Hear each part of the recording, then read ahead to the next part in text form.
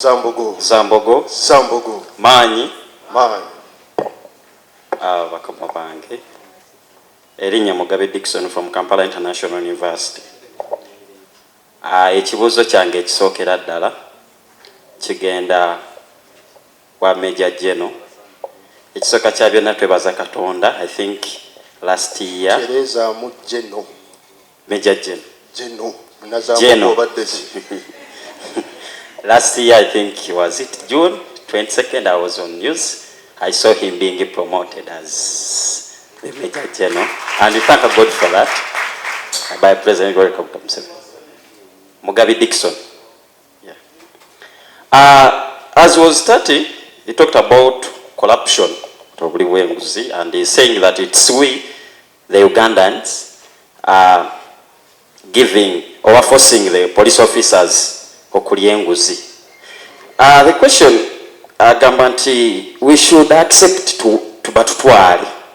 But basically wotunulamu the reasons as to why I'm doing the law and I'm going to rotate around the law, that law. Nti penalty which is there is hard. First of all, penalty is hard there. Then when they see this side never negotiating, they can pay little. So we request at least penalty reducing way. Then we reducing up penalty to punishing abawenguzi very well. Then another thing is all about political identity. We basically, for this, really, we hear the news and everywhere people they say we are against this and this and this. So, though for us to believe that those are rumor mongers. But if there are those people who do so, why don't you bring in laws that basically punish them immediately with immediate effect? And we stop protecting around saying that these people they are dividing the Ugandans based on what and what have you. Then the last question goes to the General, basically. Why is it that Ugandans are having that mindset that Uganda can't have peaceful political transition? Thank you so much. Banankoba Zambogo to let us regulate. Be precise. Ask a single question, and let us not go political. General is here for security, not peaceful transition. Thank you. Sebo tweyanzeke. Amanya netubozi Gajule John Henry. I'll try to be brief, but I'll use English. Gajule. Ndimulubidi. It is very hard, but ekibuuzo kyange ekisooka kigenda eri omukulu. Tweyanza nnyo kati ya gas akayelo kali solid era tetugenda kuddamu kwekalakaasa. How can the young people avoid chasing titles for respect other than social visibility? Ekyokulala kano kankayiseewo. How can the young people avoid chasing for titles other than escape for social visibility? Akasembayo kano kagenda eri abavubuka bannange. Omuwandiisi omu yawandika n'agamba, if you don't stand for anything, then you will probably represent everything. For us as the youth of Buganda, we have to represent the peace. I beg to submit. Thank you very much. Sebo omukyalo yabuze ekibuuzo. Neyanza nnyo omukisa ogumpeereddwa. Tweyanza nnyo General Damulira Christopher for those words of wisdom. I have a simple question. Don't you think that the over-patrolling the police is doing is intimidating the natives? And in one way or the other, it makes people presume that there will be an ongoing war after the elections, given the fact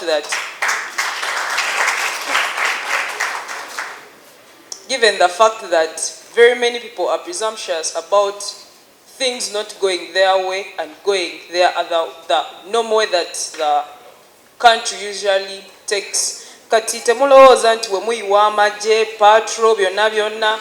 Don't you think us the natives get intimidated? We start getting that fear of what if? Tweyanza nnyo sebo.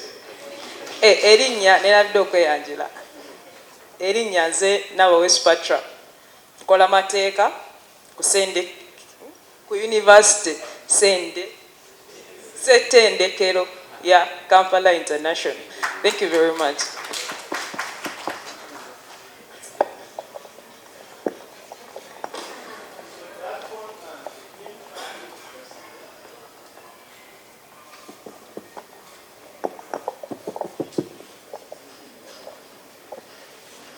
Zambogo, Sebo, Jeno Damulira, nze Sakupita Simon, Ssentebe w'Abaganda Nkoba Zambogo, Ssettendekero wa Makerere, atukyaziza olwaleero. Ekibuuzo kyange ekisooka, Sebo mbadde nsaba obulambulukufu okuva gy'oli singa tuba tumaze okulonda. Ssemateeka atulagira okusigala we balondera mita 2. Is it mita? Yeah, mita 2. Naye omukulu akulira akakiiko k'ebyokulonda tanavaayo kufulumya kiwandiiko kituufu kitulagira kudda waka.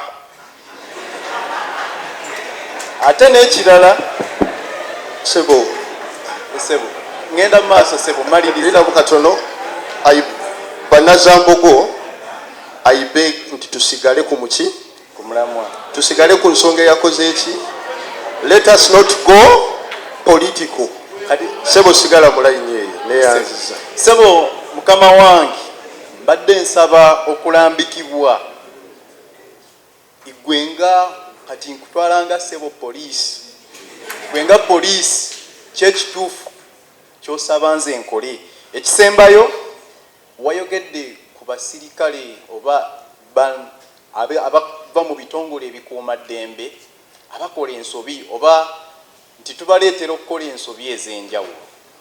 Nsaba okuwaamu okulambika katono emabegako waliwo akatambi akatambula nga waliwo omusirikale abasirikale balinga 2-4 mu kyambalo ekiddugavu nga bakutte munnamawulire omutwe bagugunda ku mmotoka. Okweraliikirira kwe tufuna ffe ng'abatuuze ekikolwa ekyo nga kigenda mu maaso kituleetera Sebo okubatiira ddala mwenga abatukuuma ne kituleetera okuba nti tetubatwalanga mikwano gyaffe ate nga twandikyagadde nnyo. Sebo mbadde nsaba otuwa okulambika ku ekyo.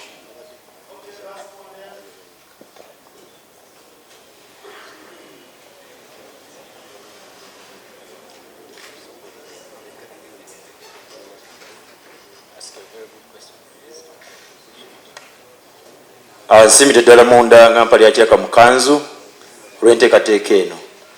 Sebo gino Damulira nsanyuse nnyo okulaba. Nsiimidde munda nga mpali akiraka mu kanzu Sebo. Gino Damulira oba weddira mutima muyanja oba kojja zabanyonsa wa mutima muyanja. Nze mutalemu wa Kizito Vincent akali amaggwa nina ebitiibwa bingi naye nja kwogerako 2. Nze mukubiriza wa Nkoba Zambogo ku Ssettendekero wa Muteesa the First Chartered Royal University.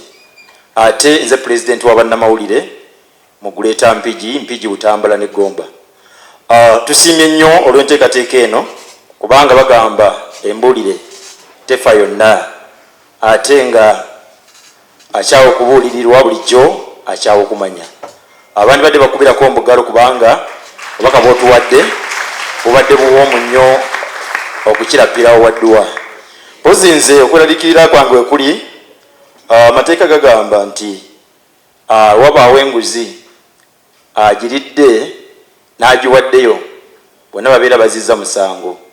So kati simanyi nze awaddeyo enguzi okwetaasa n'omupoliisi agitutte bwe mutukwatako mutuvunaana kyekimu. Ekisembayo ab'ebyokwerinda mugamba tumala okulonda tugende eka. Kaakati nafunye omukisa nenjogerako n'akulira ebyokulonda Empigi Mwami Evarist tulina omujuni nantegeeza nti bw'omala okulonda akaluluko ati nga ffe abalina ebyokukola osobola okuddayo ku mirimu gyo n'okola emirimu essaawa ey'okukabala bw'etuuka n'okomawo omanye ebyavudde mu ebyo bye walonze. Nkolera ku Salt TV Omunnyo, nsaka mawulire mu Mpigi Butambala ne Gomba. Ssaabasajja Kabaka awangale.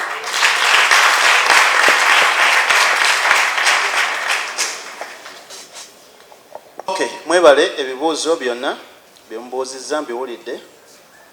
Njagala kubiddamu bwe nti njagala ebibuuzo ebibiri ebikwata ku nguzi mbirekere bakama bange IGG n'omumyuka we. Ekibuuzo ekimu kibadde awa ne gwe bawa, are they equally culpable or not? Of course, I think the IGG and the deputy are more competent to talk about that issue. Nze wenajje Makerere nakola BCom, saakola law. Saagala muntikke bibuuzo bye sijja kuddamu bulungi ng'ate ababitegeera weebali. Message ey'empigi gitwale nga bweri, sisobola kugyongerako kigambo kyange n'ekimu kubanga oyo yagambye akola mu kakiiko kaki ka byakulonda. Nzaani omusirikale tukutandika okweyingiza mu mirimu gya Electoral Commission. Bwe nkumaze ow'empigi mpozi kensembyayo nti seddira mutima nze ndi musajja wa Lugave, Lwandugwa lwa Katende, bwabirya bwawoza, Serukulu Lengejja, simanyi Lunangwira, bw'ompaaka walaako ng'ebbanja likola ki? Ab'Olugave mwemanyi bwe muba we muli. So siri wa mutima naye nga n'ab'omutima mbaagala kuba ne Katikkiro ndowooza mwakola ki? Mwava. Saku Peter Simon, mita 2, definitely mita 2 ziri mu ki? Mu tteeka. You get? Bagamba at least 20 meters. Kati issue eno yagenda mu parliament. Mwaba following ensonga ez'ebyobufuzi, waliwo ababaka babiri abatwala issue eno mu parliament. Those are like 3 weeks ago. Nga babuuza speaker annyonnyole issue ya either 20 meters oba okugenda ewaka. Eky'omukisa omulungi, Ssaabawoleza wa government, the land Attorney General Kiriwa Kyonuka mu parliament yalimu era n'awa interpretation ku nsonga eyo. N'agamba nti ekintu kyonna mita 2 oba n'okusokkawo eba tekyali polling station. Are we together? Mumpulira? Polling station kasoyogera mita 2 n'okweyongera eba tekyali ki? Polling station. So kati any discussion beyond that is immaterial. Oba oli wako batoli waka, it doesn't matter. Ye interpretation oba okutaputa Attorney General kwe yakola ki? Kwe yatuwa. Era ku nsonga eyo nze atasoma mateeka sobola kwongera ku Attorney General kye yakola ki? Kye yayogera. Ye yagamba okusukka mita 2 eba tekyali ki? Polling station. Abasirikale abasiwuuka empisa, ekyo ffenna kitwennyamiza era tukivumirira. Ffenga gavumenti tuteeka nnyo resources oba okuvujjirira mu kutendeka kw'abasirikale, okulaba nti omusirikale avudde mu ttendekero aba afunye obukugu okukola emirimu gye ng'amateeka bagakola ki? Bwe gagamba. Tewaliiwo ate ne point mu ttendekero we tutendekera abasirikale kola ebintu ng'ebyo mukola ki? Ebimu. Firing a tear gas canister to disperse a crowd, ekyo kiri mu ki? Mu mateeka. But I mean boxing a person for sometimes no good reason tekiri mu ki? Mu mateeka. Kati ebintu ebyo tubiraba era twagala nnyo okukolagana ne public okulaba nti ensonga ezo tuzikwata ffenna wamu mutubuulire ebibaddewa era we take action. The problem is that the public sometimes doesn't follow up on their complaints. Okumanya nti twa complaininga ku musirikale yalabika mu katambi ng'akuba omwana y'enki ebuduuda, ensonga eyo gavumenti yakola ki? Yagikomyawa. Just okoma ku complaint akatambi ne katambula, but after some time people forget about things. You get? nesenga wabeerawo vigilance, civic vigilance, mulina abakulembeze NGOs twagala ensonga eno tugiguse, mujja kukizuula nti actually we take action and we conclude cases, we punish soldiers, we suspend soldiers and policemen. Are we together? So temukitwala nti government efaayo kubanga we don't condemn, condone some of those things that happen. Gajule, how can the younger people avoid chasing titles other than chasing for social responsibility? President ennaku bbiri yabadde eyiganga. Waddewo meeting eyiganga. Saabaddeyo naye nagirabye ku mutimbagano. Waliwo abakulu mu gavumenti abandi badde basuubirwa mu meeting eyo naye ne batakola ki? Ne batalabikako. Kanjagala ndete statement ye okwogera ku issue eno. The president yagambye nti obukulembeze bwetaaga nnyo okubeera omwetowaze. Nti ye senga teyali mwetowaze teyandikulembedde eggwanga ki banga lino lyonna. Mumpulira.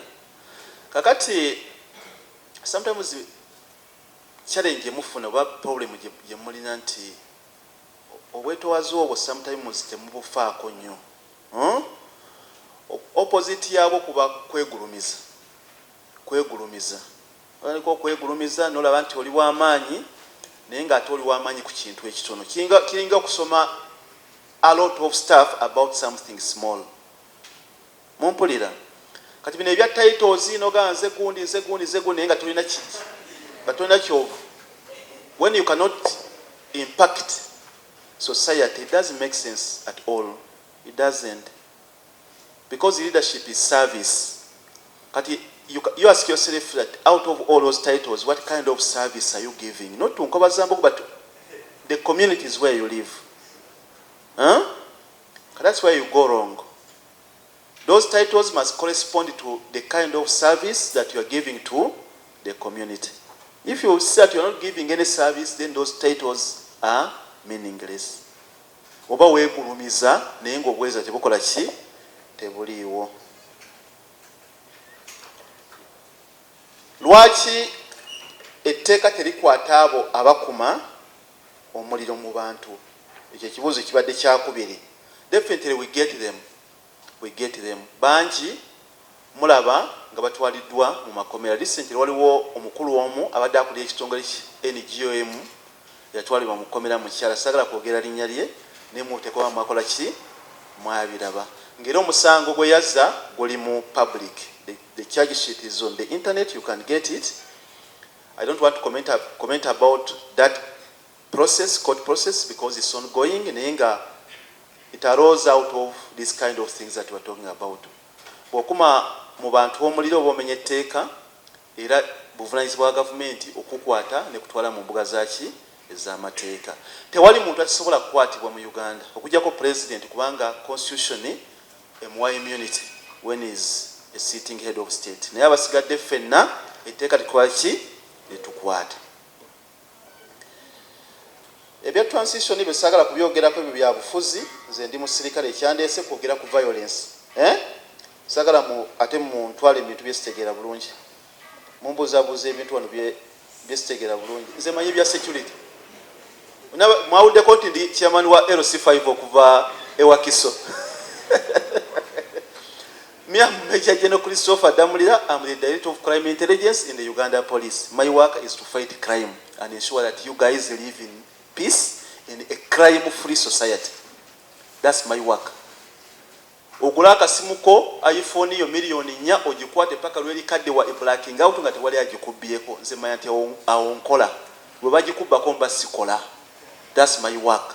Kati bino bimuntu alamu bino simanya biki simanya na Uganda baagala biki nze byo si byange. Bekikwatako banajja ku budde obutuufu ne bakola ki? Ne babyogerera. Nze bina bimazeeyo.